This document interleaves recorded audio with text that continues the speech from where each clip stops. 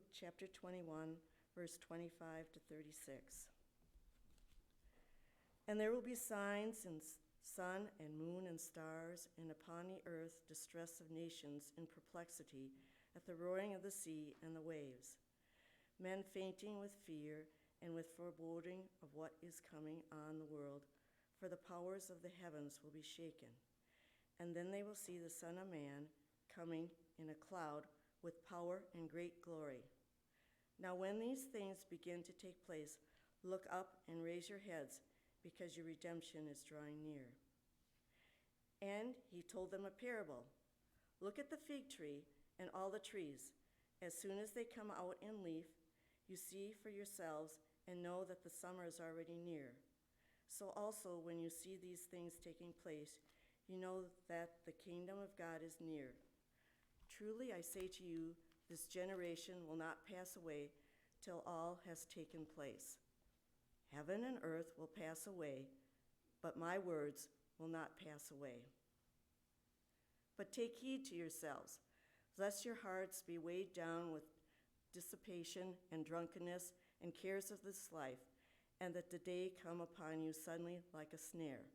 For it will come upon all who dwell upon the face of the earth.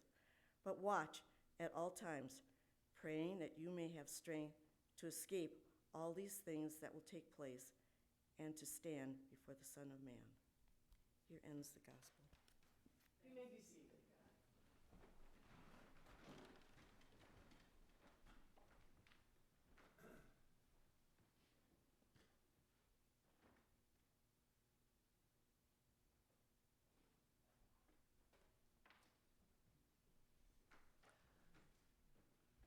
As our bellies have barely digested the last of the Thanksgiving pumpkin pie, we move fast forward right into Advent. Thanksgiving is in the rear view mirror as we move on with our faith. So what happens with all our prayers and posts and proclamations of gratitude that we see every time this time of year? Where does gratitude go after Thanksgiving? Gratitude, as you've heard me preach over and over and over and over and over again, is a daily practice, year round. And actually, it's just the very beginning of all our other spiritual practices, so don't stop now. When we recognize that everything, and when I say everything, I mean everything we have comes from God. How can we not help but feel like we want to show our love back to the one who gives us all these blessings?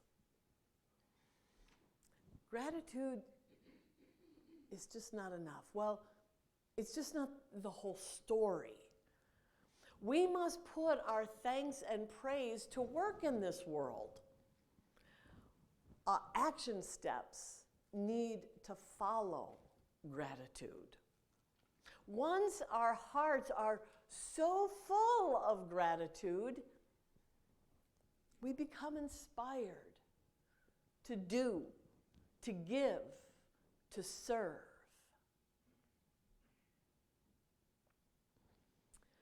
Christianity in America is very different than the faith that was experienced by those very first Christ followers.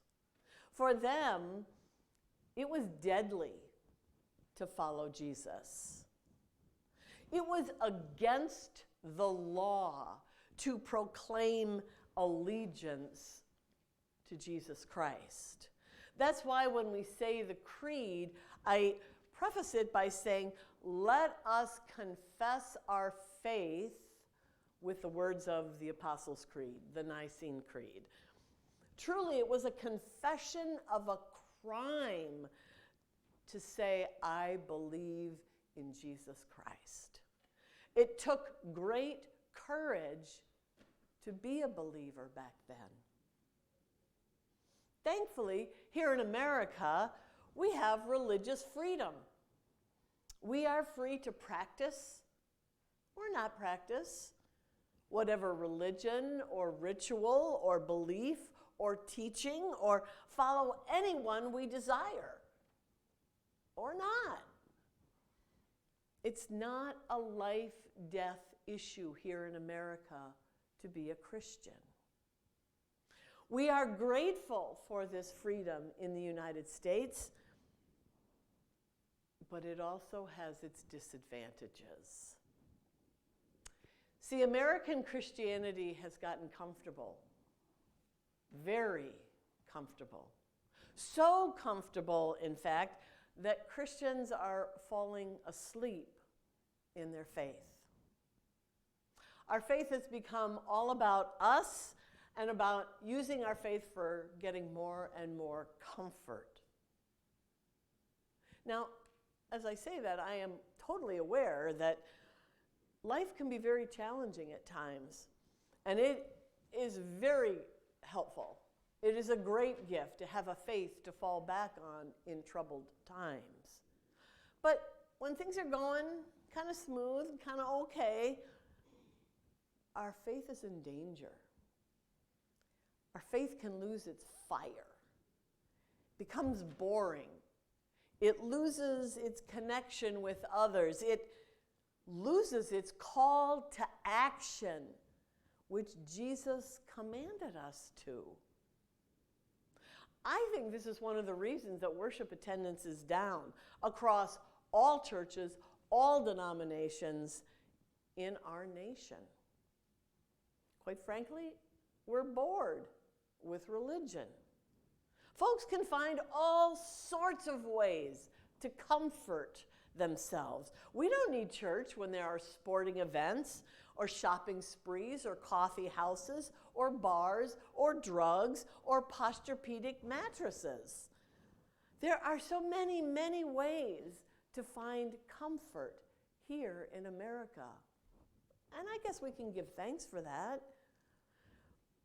But faith has lost its passion, its bigger purpose, its connection to God's greater story. Church has become something we should do rather than something that just burns inside of us with a deep desperation to connect with God and to connect with all of God's people, not just in this building, but everywhere. There's no sense of innovative zeal for being partners with God in building God's kingdom, in reaching out to all people with hope, healing, and grace in the here and now. In our gospel reading for today, did you hear the passionate urgency in Jesus' voice to be ready for the kingdom of God? Gratitude is just the very beginning step in preparing for the kingdom of God. And it's a practice to do every single day of our lives. It does a body good physically. Scientists have discovered this. Obviously, it does a soul good.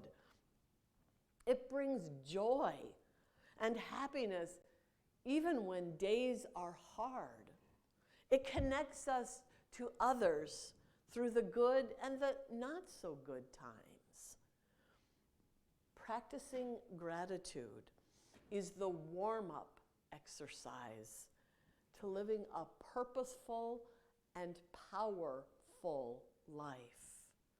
It's the beginning of entering into a covenant, a promise, a relationship with God, to experience awe-filled moments of actually seeing God at work, of feeling the presence of the Spirit flow through us, of not only witnessing miracles, but being doers of miracles. There is nothing like this. No comfort, no sporting event, no drug, no shopping high.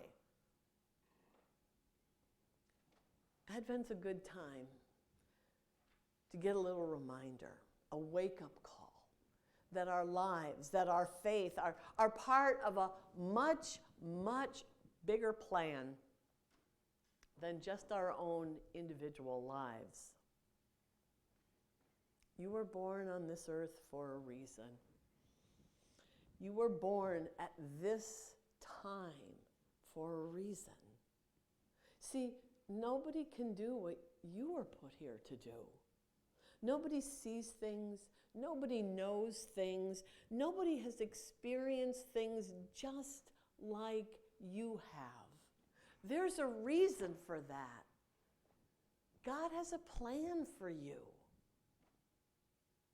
We are now in the season of Advent, and Advent is all about waking up. It's about hearing God's call for you to live out that plan God has for your life. It's about preparing ourselves to let Christ enter in. It's about our joy exploding like never before as we grow in our generosity, in our discipleship, in our witness, in our service to God's kingdom. Keep doing your gratitude practices, or if you've dropped them, start them up again. Wake up this Advent to how your faith can make a difference. Your witness, your perspective can make a difference in this world. Fight the sleepiness of a comfortable faith. Believe and trust that there are jaw-dropping, awe-filled, spirit-infused, unexplainable by nothing other than God moments waiting for you. Watch for them. Listen for them. Seek them out. May it be so for you and for me. Amen. Please join in singing our sermon song for today.